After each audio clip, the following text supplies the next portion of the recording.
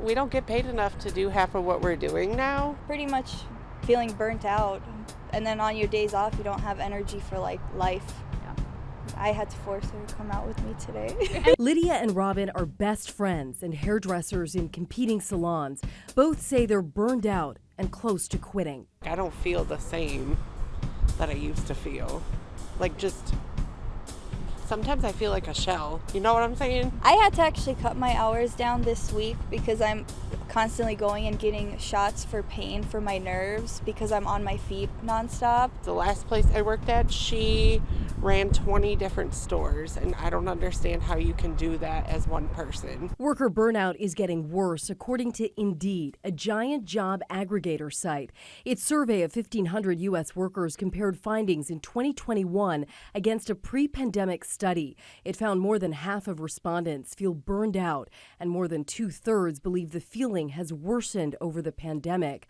Those who work virtually are more likely to say burnout has worsened over the course of the pandemic than those working on site. We're finding everywhere we go, if the employer does not tie to the values of the employee and vice versa, then what we see is more burnout, more disengagement, because they don't see the point in being there. David Strubler is a professor in the Department of Organizational Leadership at Oakland University. There's no question that burnout causes people to leave. Now, there's other things that happen with burnout. I become a cynic. I become toxic. I become negative.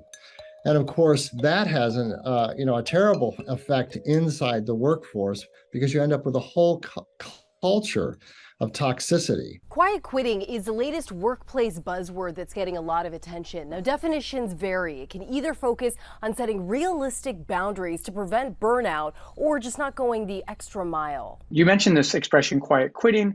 In some ways, it might be unfair because it captures all people as being slackers.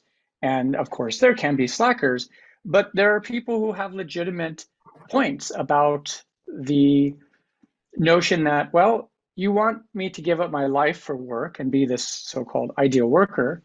And businesses love the expression of organizational citizenship behavior, which means unpaid labor.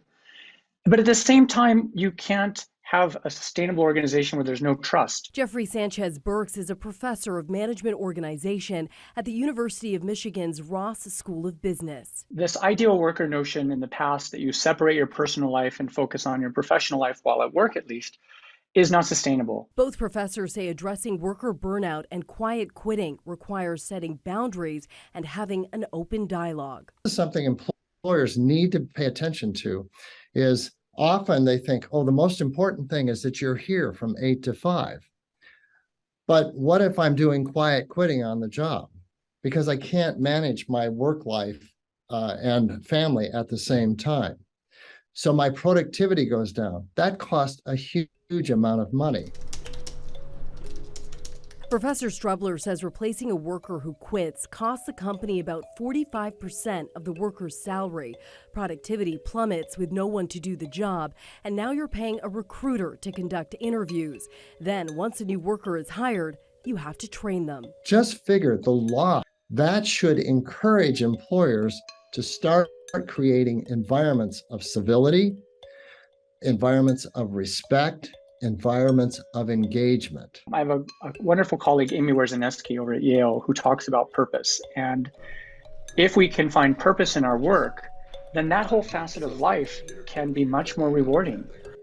While we want to think about ways in which we can make work more rewarding for us personally, at the same time, I think it's quite legitimate for people to say, all of my non-work life matters a lot. The times with my family and friends and or pets, whatnot, matter. And so I do need to craft a life that allows me to devote the energies I want to that as well. Then there's the phenomenon of quiet firing. That's when a worker feels like they have no other choice but to quit. So some examples of that could be feeling like you've been passed over for several promotions or not getting a raise in years. Companies don't listen to the people that are working for them, and then the people that have been loyal and have worked through the whole pandemic and stuff, they're just being put on the back burner. And then they hire new people that don't show up, they don't do anything, and they get put on at a higher pay rate than we do, and that's not fair. What do you think are some solutions then to kind of address worker burnout?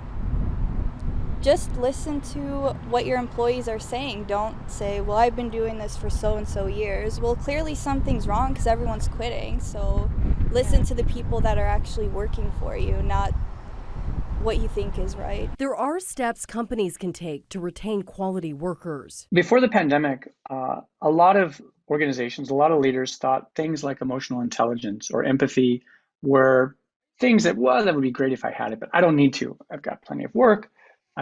Times are good, and so forth. Now, I'm not finding as many leaders who are so cavalier.